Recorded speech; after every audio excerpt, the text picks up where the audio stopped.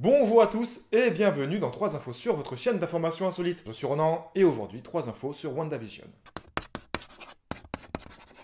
We are an unusual couple, you know. Oh, I don't think that was ever in question. WandaVision, c'est la série qui cartonne en ce moment. Bon, par contre, si vous connaissez ni le Marvel Cinematic Universe, ni les personnages WandaVision, pour tout vous expliquer en moins de 30 secondes, ça va être une plaie. Au cas où, si vous vivez au fond d'une grotte depuis 10 ans, le Marvel Cinematic Universe, c'est une franchise de super-héros avec des films qui sont interconnectés. Iron Man, Spider-Man, Hulk, tout le bazar. Le point culminant, il a été atteint en 2019 avec Avengers Endgame, qui a explosé le box-office. Regardez la réaction des gens dans les salles de cinéma.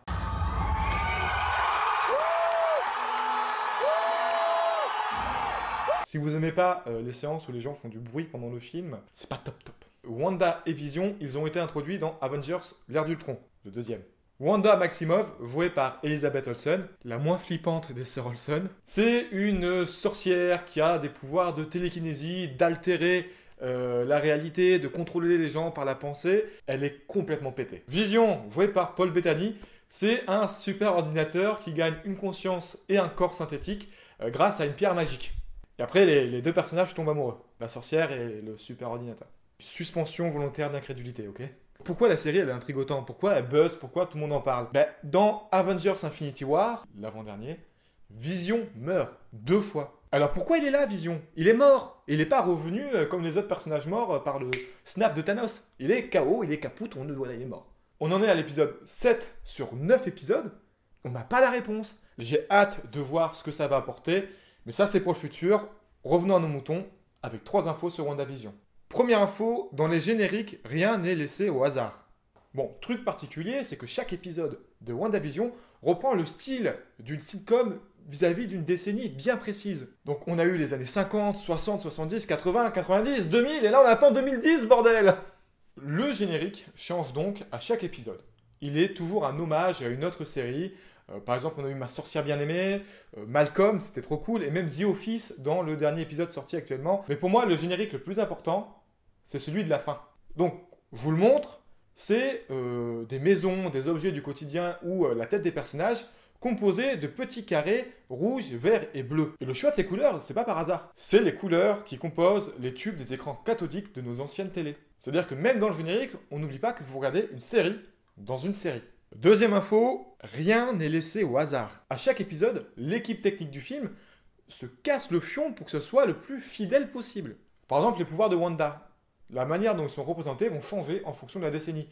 Dans les années 50, en référence à Ma sorcière bien-aimée, c'est sur des fils, ce qui doit être une galère pas possible sur le plateau de tournage. La série reprend à chaque fois des sitcoms, et vous le savez très bien, la particularité des sitcoms, c'est les rires enregistrés à l'avance. Et je trouve que dans cette série, c'est particulier, parce que les rires préenregistrés, c'est des rires qui datent du début du XXe siècle. Les gens que vous entendez rigoler, ils sont morts, tout comme Vision.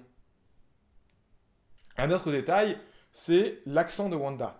Wanda, elle vient de l'Europe de l'Est, donc normalement, elle a un accent hyper fort. Mais là, dans la série, il n'existe plus du tout.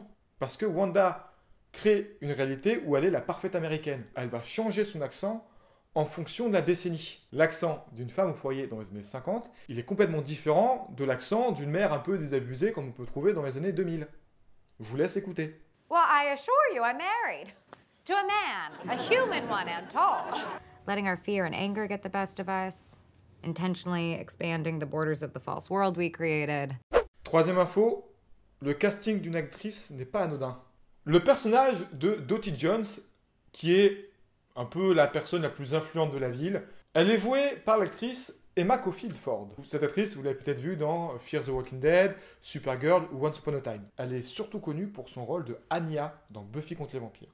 Buffy, c'est la meilleure série au monde. Il y aura un épisode dessus, mais regardez Buffy avant, c'est vraiment très très bien. Voilà. Alors, pourquoi c'est important?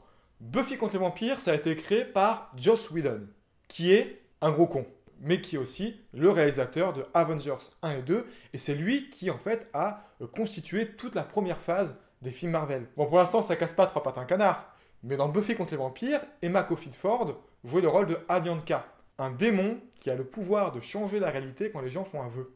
Et nous sommes dans une série où toute la réalité autour d'un personnage a été modifiée. Donc là, déjà, ça fait pas mal de coïncidences. Mais il faut savoir que le casting de Emma Caulfield Ford a dû être approuvé par Kevin Feige, le grand boss des studios Marvel. Il y a beaucoup de théories sur ce personnage. J'ai la mienne, je pense que c'est Mephisto. Dans tous les cas, c'est sûr qu'elle va avoir un rôle crucial dans le développement de la prochaine phase de l'univers Marvel. Merci à tous d'avoir regardé cet épisode en entier. Le thème de l'épisode suivant est caché quelque part dans cette vidéo. Je vous laisse deviner en commentaire et vous pouvez vous abonner à ma page Facebook, Twitch, Instagram et Twitter. On se retrouve la semaine prochaine pour l'épisode suivant et en attendant, restez sages.